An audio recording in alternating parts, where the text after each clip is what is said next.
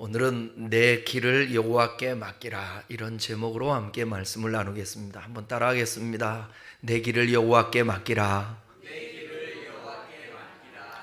현대를 살아가는 우리는 맡김이라는 단어에 익숙하지 않습니다. 오히려 자유, 자기 개발, 스스로 책임지기, 네 맘대로 하세요, 이러한 단어에 익숙합니다.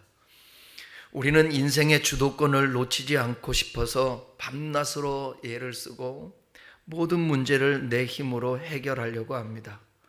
그러다가 계획이 틀어지면 불안에 떨고, 예상치 못한 어려움이 부딪히면 스스로를 탓하기도 하고, 때로는 환경과 사람을 원망하기도 합니다. 이런 현실적인 고민들은 우리를 힘들게 하고 잠 못 이루게 합니다. 주께서 내길 예비하시네, 갑자기 찬양이 생각나서 함께 불렀는데 제가 20대 초반이 생각이 나요. 토큰 하나가, 그때는 토큰 카드가 없고 뭐 그럴 때 토큰을 내고 버스를 타고 다닐 때, 점심 한 끼를 먹을 수 없었을 때, 늘 호주머니가 텅텅 빌 때, 암담하잖아요. 그러니까 말 그대로 아까 우리 찬양대가 찬양한 것처럼 폭풍 속을 걷고 있는 거예요. 그러니까 저의 인생의 길이 그 길이 폭풍의 길이었다. 그런데 낙심하지 않았어요. 실망하지 않았어요. 그럴 때마다 무릎을 꿇었어요. 그럴 때마다 하나님의 말씀을 붙들고 소망을 가졌어요. 믿음은 바라는 것들의 실상이라고, 보지 못하는 것들의 증거라고. 그래서 바라보고 희망을 가지고 주어진 자리를, 원망을 해도 아무 소용없고 불평을 해도 아무 소용없고 어떤 몸부림을 쳐도 거기서 헤어나올 길이 없는 거예요. 여러분, 진짜 캄캄한 것은, 인생의 진짜 캄캄한 것은 손에 잡히지 않고 귀에 들리지 않을 때 진짜 캄캄한 거예요. 마치 인생이 뭐와 같냐면, 여러분 물속에서 잠수해 보셨죠? 잠수하면 아무것도 안 보이고 답답하고 빨리 고개를 들어서 숨을 쉬어야 되겠다, 그런 느낌? 그 답답함이 여러분들도 다 경험했을 거예요. 그런데 그 속에서 낙심을 해버리면, 포기를 해버리면, 절망을 해버리면 정말 그 캄캄함에 지배를 당해요. 지난 금요 기도회 때도 그런 얘기를 했는데, 여러분의 인생은 똑같은 캄캄함 속에 동굴을 파고 있습니까? 아니면 터널을 지나고 있습니까? 나는 동굴을 파고 있다는 사람, 나는 터널을 지나고 있다는 사람, 그럼 나는 그냥 인생 그냥 막 산다는 사람, 그냥 손 들고 싶지도 않은 사람, 그런 말도 하지 말라고 하고 싶은 사람.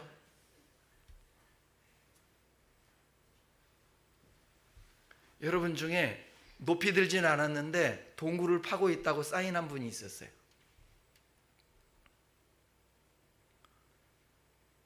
맞아요. 여러분들이 솔직하게 주님 앞에 고백을 할 때, 내가 가는 인생은 조금만 기다리면 저 빛이 보일 거야. 빛이 보일 거야. 아무리 긴 터널도 가거든. 여러분, 포기하면 안 돼요. 그냥 밑에 바라보면서 끝도 없는 동굴을 파면 안 된다고요. 네? 긴 터널들 가면 그냥 밋밋하게 가지 않게 하잖아요. 소리로 내주기도 하고, 불빛이 변하기도 하고, 오색찬란한 무지개 또 색깔도 내기도 하면서 우리를 그냥 캄캄함 속에서 두렵게 안 만들기 위해서 그러한 조치를 취해 주지 않습니까? 여러분 지금까지 인생을 보세요. 이건 끝이야. 나는 못 살겠어.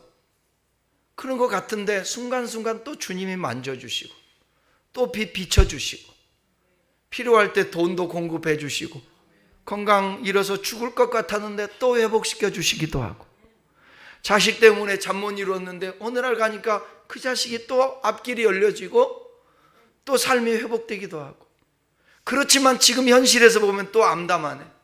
안 그래요? 내일 일이 걱정이 돼요, 안 돼요? 되죠? 우리 장 집사는 내년이 걱정된대.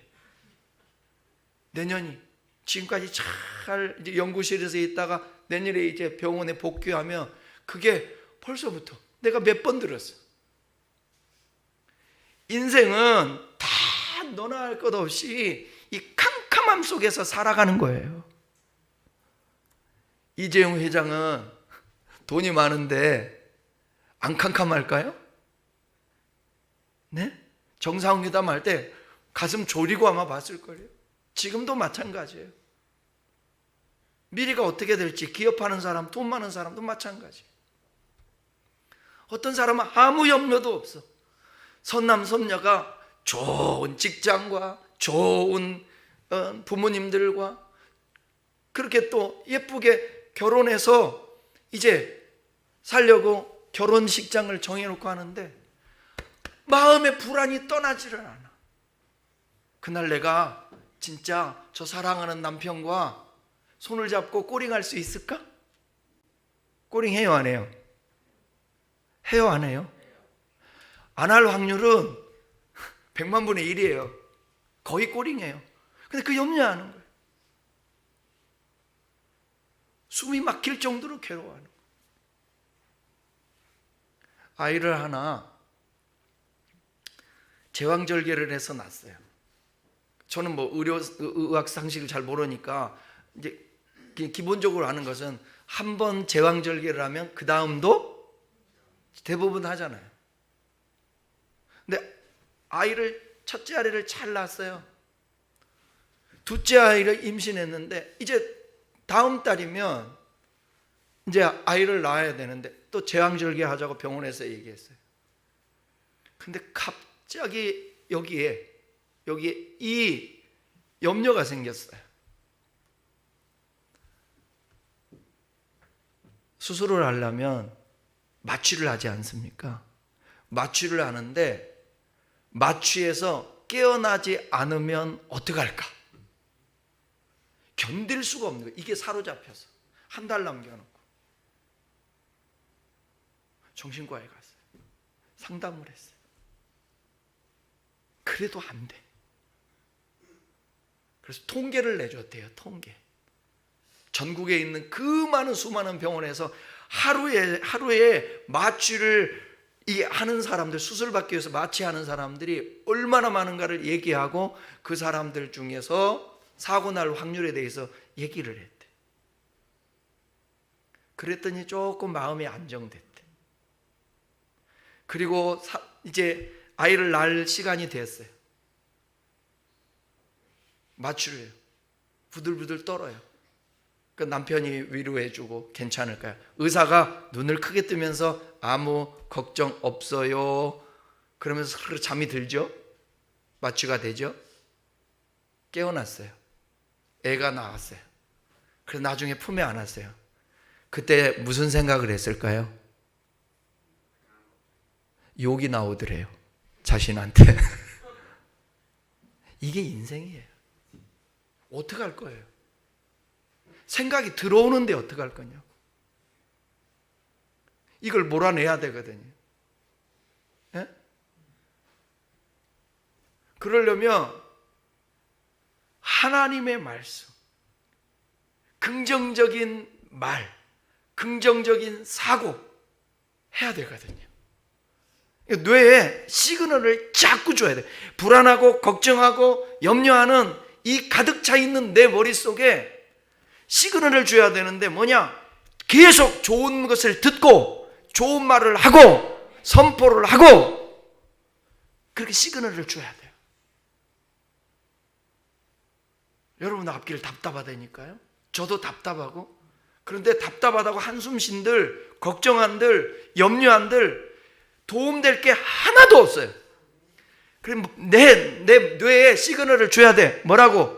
잘 될 거야. 괜찮아. 왜요?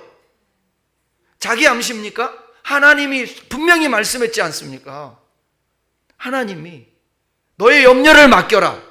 너의 길을 맡겨라. 너의 행사를 맡겨라. 너의 짐을 맡겨라. 내가 너를 도와주리라. 의로운 오른손으로 붙들리라. 말씀하잖아요. 그런 말씀들을 자꾸, 제가 지금까지 만난 사람 중에 부정적인 사람은 끝이 안 좋아요. 긍정적인 사람은 지금 죽을 것 같지만 살아나요. 예수 믿는 사람들. 여러분, 하나님은 우리에게 복을 주시기를 원해요. 그 얼굴을 드사 우리에게 빛을 비춰주시기를 원해요. 평강 주시기를 원해요. 그게 우리 주님이세요. 그 간절함, 마치 부모가 자식이 잘 되는 것을 바라는 것처럼. 근데 우리는 늘 언제나 감정이든 생각이든 말이든 부정적으로 해요. 그런 사람은 그 사람의 길이 안 열려요. 그러니까 오늘도 이 말씀이 필요한 거예요. 여러분이 자꾸 동굴에서 나오려고 해야 돼요. 골방에서 내 마음이, 내 생각이 나와야 돼요. 좋은 시그널을 자꾸 주어야 돼요. 그리고 좋은 말, 좋은 노래, 찬양, 말씀, 아멘 많이 하고, 아멘을 많이 해야 돼요. 스스로 지나가다가도 뭔 생각이, 좋은 생각이 들으면 아멘 해야 된다고. 네? 저 혼자 있잖아요. 걸어 다닐 때도 아멘 하고요. 예배당에 와서도 아멘 한다고. 아멘하는 것은 무슨 뜻입니까? 진실로, 진실로. 그렇게 될 줄을 믿겠다라는 거예요. 자꾸 이 시그널을 주라고요. 아, 내가 오늘 짐을 맡겨야지. 내 짐 혼자 지고 가면 안 돼. 지난주에 설교할 때 베드로서 말씀했잖아요. 거류민과 행인 같은 우리, 나그네 같은, 지금 정착지가 없이 길을 가고 있는 인생인 거예요. 이때에 나그네는 짐이 무거우면 못 가요. 짐이 무거우면. 짐이 가벼워야 돼요. 성경이 말하잖아요. 너의 짐을 네가 지고 가라. 듣긴 듣네. 흔드는데 아멘. 흔든 사람들. 맞아. 너의 짐을 네가 지라 그러지 않았어요. 너의 짐을 주께 맡겨버리라. 제발 좀 맡기세요. 어떻게 좀 징해. 어떻게 30년 동안 지고 다닙니까? 어떻게 20년 동안을 그걸 지고 다녀요? 좀 던져봐요. 맡긴다. 여기서 맡기다라는 단어가 던진다라는 거 아니에요? 히브리 말로 골이라는 단어인데 굴려 옮기다. 단순히 무거운 짐을 내려놓는 소극적인 행위를 말하는 게 아니에요. 우리가 감당할 수 없는 삶의 문제와 짐을 힘껏 굴리는 건 누가 해야 돼요? 내가 해야 돼요. 굴려야 돼요. 주님께 넘겨드리는 거예요. 이게 믿음이에요. 믿음이라는 것은 여러 가지로 표현할 수 있어요. 단어 말고 그 용례들을 보게 되면, 성경에서의 용례를 보게 되면 믿음은 진짜 맡기는 거예요. 우리의 길을 하나님께 맡긴다라는 것은 우리가 인생의 주인이 아닌 것을 인정하고 모든 것을 통치하시는 하나님을 전적으로 신뢰하는 것을 말하는 거예요.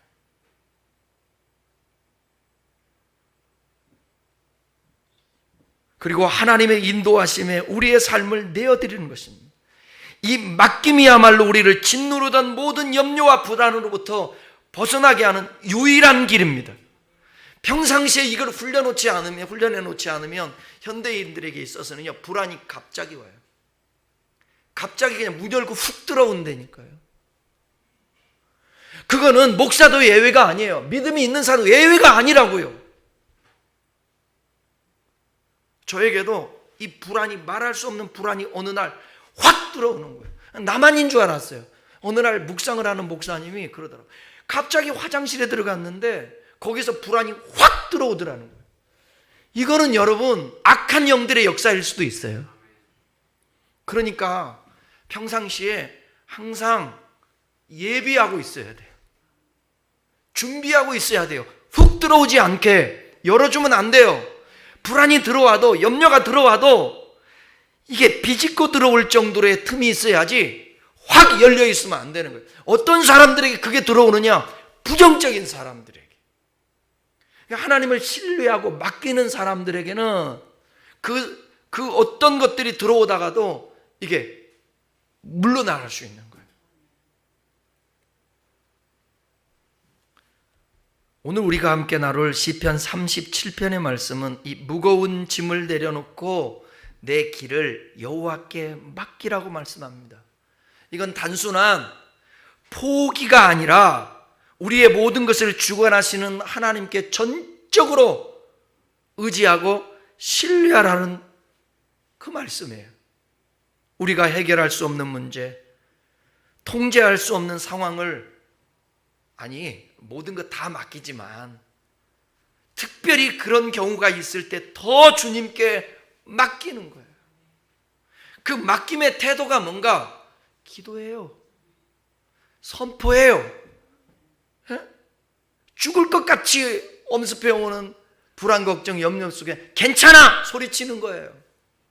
이게 맡기는 거라고요. 또 한번 계속해서 본문 읽어가면서 설명해 보십시다. 5절 읽겠습니다. 5절 시작. 내 길을 여호와께 맡기라. 그를 의지하면 그가 이루시고. 여기 길이란 문자적 의미의 그 자체로서의 길을 말하는 것이 아니라 우리 인생 전체의 삶, 앞으로 살아갈 삶, 그거를 가리키는 표현입니다. 그러니까 오늘 하루의 행보만이 아니라 우리의 삶 전체, 어떤 선택, 미래, 생애, 그 방향을 의미하는 거예요. 그 방향 속에 하나님이 간섭하셔서 인도해 주시고 이끌어 주시고 밀어 주시고 동행해 주시는 그 삶을 여러분 살아야 되는 겁니다. 하나님께 맡긴다라는 것은 단순히 기도만 하는 것이 아니에요. 내 인생의 주도권을 하나님께 드린다라는 거예요. 그리고 맡긴 후에 중요한 것이 뭔지 아십니까? 바로 저를 의지하고 해요.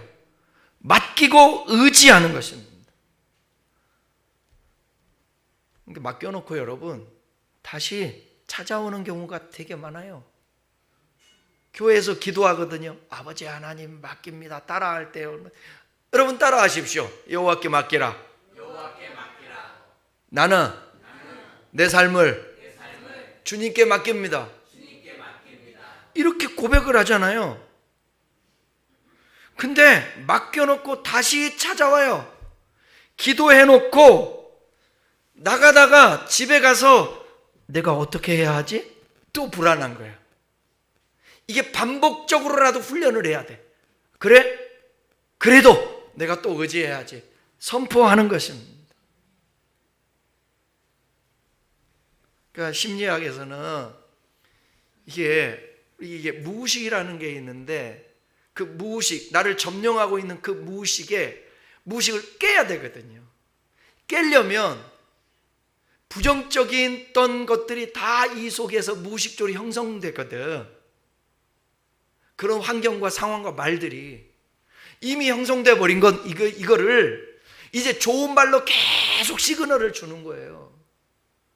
그래서 내 안에 이미 여기 정착하고 있는 부정적이고 나쁜 생각들을 깨야 돼요. 그것은 뭐냐? 하나님 앞에 계속 고백을 하고 내가 선포를 하고 좋은 말을 하고 좋은 단어를 쓰고 하는 거예요.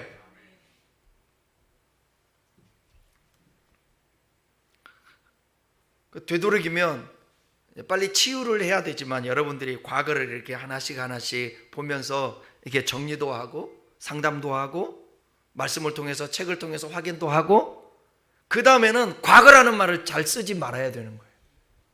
이전 것은 보라. 그러면 이전 것을 얘기해야 돼요? 새 것을 얘기해야 돼요? 그죠? 보라, 내가 새 일을 행하리니 이제 나타날 것이다. 나타나는 것을 말해야 된다는 거예요. 우울한 사람, 소극적이어서 항상 움츠리는 사람, 자신감이 없는 사람은 항상 그 사고가 부정적이에요. 그리고 말을 부정적으로 해요. 여러분, 주님께 맡기라고 하고 의지하라고 했으니까 계속해서 하나님 맡긴다라고 기도한다는 이런 것 같아요. 하나님, 제가 사람 때문에 마음이 힘들어요. 이 문제 주님께 굴려보낼게요. 하나님, 나는 그 육신의 연약함 때문에 그래. 이거 흘려보내요. 말로, 물질도 흘려보내요. 그리고 자꾸 이 고백을 하는 거예요. 아, 의지했더니 하나님이 도와주셨다. 하나님이 도와주셨다. 하나님이 도와주셨다. 그러면 어려운 문제가 딱 터지잖아요. 그러면 이 뇌에서는 뭐냐면 큰일 났네? 뭐라고요? 큰일 났네? 어떡하지? 이게 먼저 나와요. 그 다음에 한숨이 먼저 나와요. 그런데 하나님이 도와주셨다고 많이 고백을 하고, 그런 사람들은 어려움이 딱 터지면 큰일 났네가 아니라 어떤 단어가 생각날까요? 아, 하나님이 도와주시지? 이렇게 되는 거예요.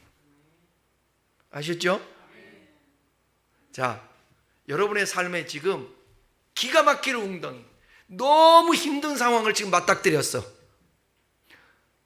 그러면 어떻게 고백을 할래요? 시작. 우리 이재숙 권사님만 물바가지에 깨들어붙듯이 복을 받을지어다. 다른 사람 뭐예요? 그만큼 훈련이 안 된 거예요. 여러분은 여기에 뭐냐면 곧바로 반응이 뭐냐면 큰일 나는 데가 나오는 거예요. 지금까지 그렇게 반응했다라는 거예요. 죽겠네, 큰일 났네, 어떡하지? 난리 났네, 아이씨 될 대로 되라, 이렇게 되는 거예요. 그런데 하나님을 의지하고 주님께 맡기고 그런 사람, 그러면서 하나님의 경험한 사람은 어떤 어려움이 벌어지면 하나님이 또 도와주시겠지, 이렇게 되는 거예요. 아시겠죠? 자, 여러분들의 지금 삶에 놀라운 일이 벌어졌어. 어떻게 해결할 수가 없어. 큰 일이 났어. 그럼 여러분 어떻게 반응할 거예요? 시작. 징해? 그래도 안 해. 그리고 이제 맞닥뜨리면 그때 가서 울고불고 큰일 났네요 그래. 그럼 주님이 뭐라고 그러겠어요? 너 저번에 얘기했잖아 그러라고. 뇌에 좋은 시그널을 줘야 돼요. 여기 제발 이 뇌에. 저는 자극적인 걸 안 봐요. 저는 칼로 싸우고 찌르고 죽이고 피 터지고는 잘 안 봐요. 그게 하나도 저는 그러더라고 도움이 안 돼요. 나쁜 말 들을 이유가 없어요. 좋은 시그널이 와야 되거든요 여기에. 그러니까 잔상이라는 말이 있죠. 로드킬 당했던 저기 가다가 오늘도 아침에 나 보고 오다가 봤네. 그거 일부러 볼 이유가 없잖아요. 나쁜 말은 들을 필요도 없고 들었으면 귀 닦아요. 성경에 사도행전에 7장인가에 보면 마음에도 할례를 받지만 귀에도 할례를 받으래. 귀에도 좋은 소리를 들어야 돼요. 나쁜 소리를 들으면 안 된다고요. 하나님을 의지하면 그분은 이루시고 당신의 선하신 뜻대로 성취해 주실 줄 믿습니다. 자녀 문제 없는 사람이 어디 있어요? 건강 문제 없는 사람이 어디 있어요? 재정 문제 없는 사람이 어디 있냐고요. 그 벽에 부딪히고 우리는 살아갑니다. 그건 나만 있는 게 아니라 모든 사람이 있다고 전제하고 좀 평안하세요. 그리고 이거를 굴려 맡기라고요. 던져버리라고요. 맡기고 의지하고 기다리면 하나님께서 반드시 가장 선한 길로 이루어 주실 줄 믿습니다. 저뿐만 아니라 친구 목사들 그래. 죽을 것 같은 거예요. 5만 인상 다 쓰는 거예요. 근데 희한하죠, 인생이라는 게. 그때 죽을 것 같지 내일 가면 아무 일이 없었던 것 같아. 네? 바람이 불고 비가 많이 내려치고, 내가 지난주 수요일 날 그날을 생각하면 지금도 옷 싸게 옷 사. 네? 옥상은 비가 많이 와서 옥상에 올라갔더니 옥상에는 물이 차가지고 이만큼 차니 거기 발을 딛고 내려갈 수도 없고, 왜? 전선들이 많이 깔려 있으니까 합선될까 봐. 내려와서 강목 긴 거에다가 못을 박아, 그리고 그거 가지고 온몸이 다 젖었죠. 처음에는 우산 쓰고 올라갔지, 고상하게. 내가 너무 비바람을 무시한 거야. 비바람하고 맞설려 우산이면 되겠지 했는데 그 보는 순간 우산을 버려버렸죠. 가서 하수구명을 뚫으려고 아무리 해도 얼마나 낙심되겠어요. 뚫으려고 계속 움직였는데 심어놨던 못이 빠져버리는 거죠. 못이 빠지니 어떻게 더 그 하수구 구멍에 있는 그 망을 끄집어내겠어요. 그럴 때 뭐를 해야 된다? 목사가 하는 게 뭐겠어요? 그것도 하나님 도와달라고 기도해야지. 사사로운 것도.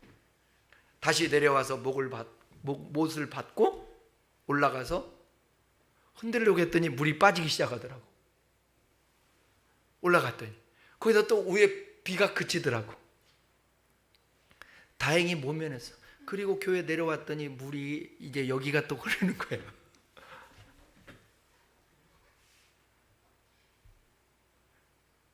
근데 거기다가 또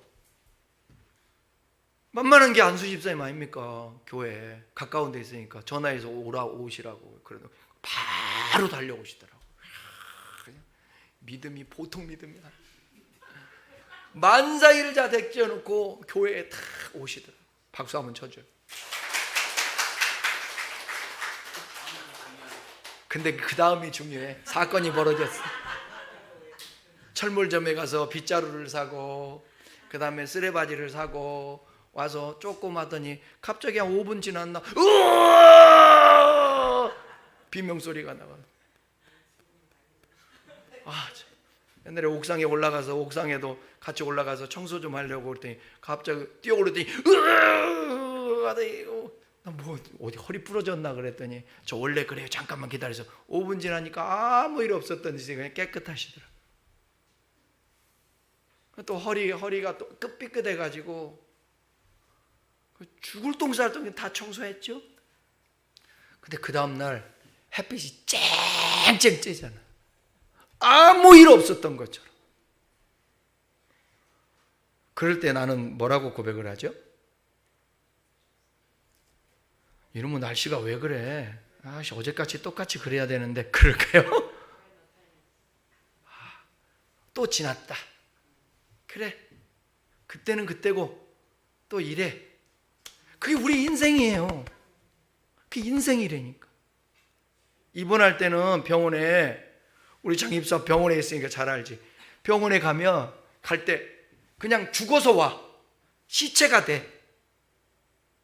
의사 선생님 만나고 이제 주사 한 방 맞고 수술실에 들어갈 때는 우리 누나 같은 경우는 병원 들어가 큰 눈이 뻐끔뻐끔하는데 너무 안타까워. 내가 기도해, 하나님 수술 잘 받고 나올 수. 죽을 것만 같았는데 이제 수술 받고 회복되면 나올 때는 입이 이렇게 찢어져서 이렇게 오잖아. 이게 우리의 삶이야. 어떡해요? 답답할 때, 힘들 때 스스로 끙끙매지 말고 주님이 말씀했으니까 너의 길을, 너의 염려를, 너의 짐을 여호와께 맡기라. 왜 우리는 그럴 수밖에 없느냐? 앞으로 살아갈 그 앞길을 어떻게 될지 몰라요. 우리가 하는 일들이 잘 될지 안 될지 몰라요. 저는 옛날에도 말씀드렸잖아요. 제가 그렇게 닮고 싶고 참 쟤를 뛰어넘고 싶고 그랬던 애들이, 동창들이 쟤는 잘 나갈 것이다 생각했는데 어느 날 비보가 날라와요. 요절했다고. 이게 인생이야. 그리고 우리의 삶은 어쩌면 오늘이 제일 중요한 시간이고 내일은 내 것이 아니에요. 내일은 맡기고 사는 거예요. 하나님이 인도해 주시기를. 훌륭한 자식들을 잃고 왜 하나님은 훌륭한 사람을 먼저 데려가시는지 모르겠어요. 자식을 먼저 보낸 다음에 그 아파서 힘들었고 내가 더 아픈 거야. 어떻게 견디지? 어떻게 이겨내지? 근데 또 하나님이 소망을 주면서 견디게 해. 저 천국에 가서 만나고 그것을 고백을 하게 하고. 내일은 우리의 날들이 아니에요. 어떤 일이 벌어질지 모르거든. 그러니까 오늘 충실하게 하나님을 관계하면서 그분을 믿고 의지하고 맡기고 거룩하고 성결하게 사는 거예요. 거류민과 나그네에게 뭐라고 말씀했어요? 육체의 이 정욕을 일어나게 하는 것을 제어하라는 거예요. 이 삶 속에서 저와 여러분이 중요한 것은 뭐냐면 나의 가는 길이 문제가 아니라 내 인생이 하나님과 관계 속에서 내가 거룩한가 거룩하지 않는가 이거예요. 여러분이 정욕적으로 사는가 안 사는가 이 문제라고.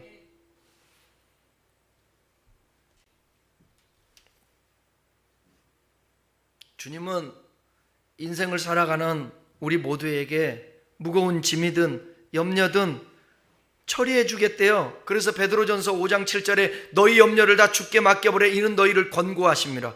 여기 권고라는 말이 뭔지 아세요? 권고가 사랑하는 엄마 아빠가 쓰러지셨어. 그래서 침상에 누워있어. 눈물을 흘리면서 보살피는 거예요. 자식의 아이를 낳았어. 새근새근 잠을 자고 있어. 근데 밖에서 쿵쿵쿵 막 소리가 나. 그러면 창문을 닫아줘. 그리고 이 귀에 들리지 않게 이불을 살짝 숨을 쉴 정도로 이렇게 막아줘. 이 보살핌. 이거 누가 우리를 그렇게 해준다고요? 근데 안 믿어지잖아. 이게 안 믿어지잖아. 그래서 설교도 하는 거고. 그래서 반복적으로 하나님이 우리의 삶 속에 당신을 경험할 수 있도록 사인하신다고. 왜 우리가 맡겨야 돼요? 연약하잖아요. 우리는 무력하게 그지없지 않습니까? 온 천하를 지배하는 것이 인간이기도 하지만 작은 종기 하나 때문에 쩔쩔매기도 합니다. 암덩어리 하나 때문에 생명이 오락가락합니다. 이 세상을 정복하는 것이 인간이기는 하지만 작은 가시에 찔려 울기도 합니다. 때로는 하찮은 짐승에게 물려 죽기도 하고 뱀에 물려 죽기도 하고 벌에 쏘여 죽기도 하는 거예요. 이게 우리 인생이에요. 그래서 이사야 선지자는 자신을 향해서 메뚜기라고 말했어요. 바울은 고린도후서 4장 7절에서 깨어지기 쉬운 질그릇이라 했어요. 저와 여러분은요, 연약한 존재예요. 어찌 보면 하나님의 허락이 없으면 하루살이에 불과할 뿐인 우리의 인생이에요. 그런데도 어리석게 큰 소리치며 자기 마음대로 살아가고 있습니다. 그런 자들에게 울지 마. 너 짐 무겁지? 너의 가는 길을 알지 못하겠지? 네가 하는 일이 힘들지? 나에게 맡겨! 이렇게 말씀하시는 주의 음성이 들려야 될 줄 믿습니다. 내 짐을 여호와께 맡겨라. 너를 붙드시고 의인의 요동함을 영원히 허락지 아니하라. 우리가 흔들리기를 원치 않은 거예요. 우리는 자기 앞길을 전혀 알지 못하기 때문에 주님 앞에 맡겨야 되는 것입니다. 바울 같은 경우요, 사도행전 20장 22절에 보게 되면 보라 내가 심령의 매임을 받아 예루살렘으로 가는데 거기서 무슨 일을 만날는지 알지 못한다. 예측이 되는 거예요. 예측이. 어떤 예측인가? 복음을 전하면 그 복음을 전하는 예루살렘에 가면 반드시 어떤 일이 벌어질 것이다. 예측이 되는 거예요. 그런데 그 길을 가요. 그 길을 간다고. 왜? 성령의 매임을 받아. 아, 그분이 나를 이끌어 가니까 내가 그 길 가야지. 가면 하나님이 책임져 주시죠. 답답하죠.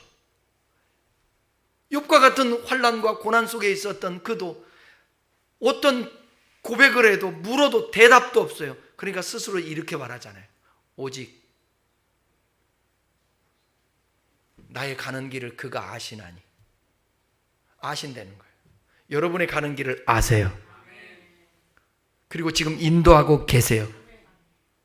아닌데 자꾸 그러지 마시고 받아들이세요. 그러고 있어요. 여러분들은 이 자리에 앉아 있는 것만 자체로도 축복이에요. 이것도 감사할 조건이에요. 이미 하나님이 여러분들을 붙들고 계시고 여러분의 가는 길을 아시고 인도하고 계시겠다라는 거예요. 여러분의 인생에 구름 기둥이 있을까요, 없을까요? 없다고 생각한 사람 있나요? 구름 기둥은 있나요, 없나요? 근데 구름 기둥과 불 기둥으로 만족이 될까요? 이스라엘 백성들이 구름 기둥이 있다고 불 기둥이 있다고 만족했나요? 그래서 여러분들이 질문하는 거예요. 여러분에게 지금 구름 기둥과 불 기둥이 있어요. 근데 만족이 안 된다고. 그래서 원망한다고. 근데 불 기둥과 구름 기둥이 있다라는 것은 하나님이 인도한다라는 거잖아요. 인도하고 계시는데 내 뜻대로는 안 되는 것 때문에 여러분들은 구름 기둥도 안 보고 불 기둥도 안 보고 무시하는 거예요. 우리의 뜻대로 인생이 된다고 해서 하나님이 계시고 내 뜻대로 안 된다고 해서 하나님이 없고 천만에요. 여러분 중에 여러분의 뜻대로 돼서 여러분 천국 갈 사람 거의 없어요.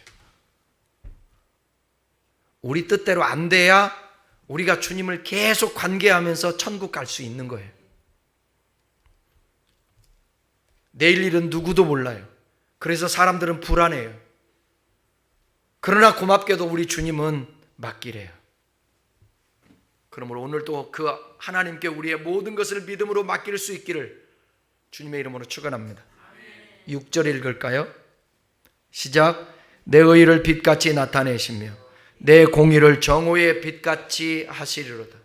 우리가 모든 것을 하나님께 맡길 때 그분이 우리의 삶을 주관하시고 인도하신다고 그러잖아요. 그 과정에서 하나님은 우리가 처한 억울함이나 오해도 풀어주시는 거예요. 당시 다윗은 의인이 악인 때문에 고난받는 현실을 많이 봤습니다. 그러나 하나님은 맡기는 자의 의를 새벽 햇살같이 밝히 드러내신다고 약속했습니다. 사람의 눈에는 지금 당장 불공평해 보이고 또 억울하고 그러지만 하나님 반드시요 당신의 백성을 변호하시고 나중에 불의를 드러내세요. 여러분 직장 생활하는데 힘들죠? 나는 직장에서 너무 행복하다 그런 분이 있어요? 이놈의 갑질 얼마나 하는지, 잘난 체 얼마나 하는지. 상사라면 여러분 그런 사람 되면 안 돼요. 와, 위에 있는 사람이 얼마나 힘들게 하는지, 억울해, 막 분통이 터지고. 근데 여러분 그 하나님이 다 보고 계세요. 그거 다 풀어주세요. 우리가 겪는 고난과 역경 속에서 우리가 의롭게 행했다면 하나님은 우리의 의로움을 빛과 같이 환하게 해주실 것입니다. 세상에서 오해와 억울한 일을 당해도 내 손으로 억지로 증명하려고 하지 마세요. 하나님께 맡기세요. 마침내 하나님께서 여러분의 진실을 태양빛처럼 환히 드러내실 거예요. 저는 그걸 믿습니다. 그리고 원수를 갚지 말라는 거예요. 하나님이 그 숯불을 머리 위에 세워준다고. 7절 읽겠습니다. 여호와 앞에 잠잠히 참고 기다리라. 자기 길이 형통하며 악한 꾀를 이루는 자 때문에 불평하지 말지어다. 맡긴 후에는 기다림이 필요해요. 우리는 맡기고도 조급합니다.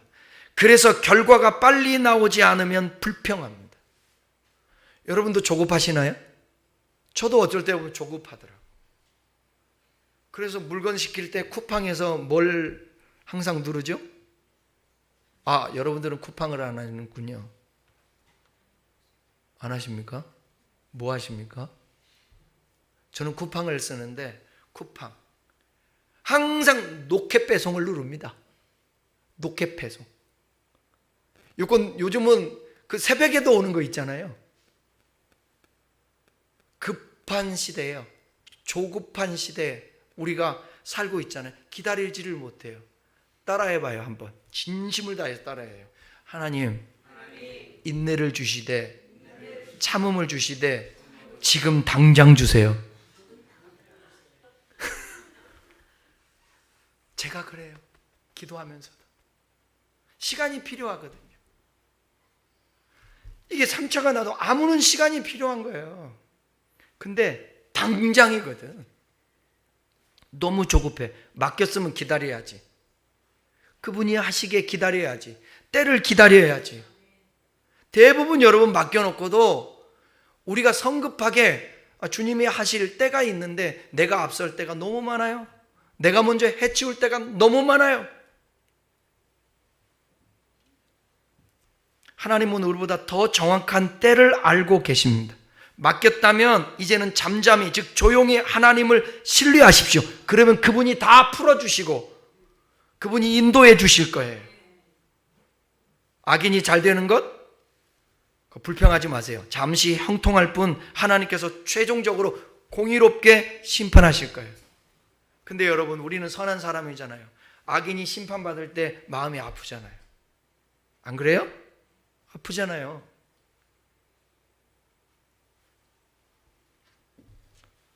맡김은 결국 기다림의 신앙으로 완성됩니다. 지금은 기도의 응답이 더딘 것 같아도 하나님은 결코 늦지 않으십니다. 우리가 불평 대신 신뢰로 기다릴 때 우리의 때에 반드시 응답해 주실 줄 믿습니다. 말씀을 마치겠습니다. 맡긴다라는 것은 내 힘과 내 계획을 내려놓고 하나님 주권을 하나님께 주권을 맡기는 것입니다.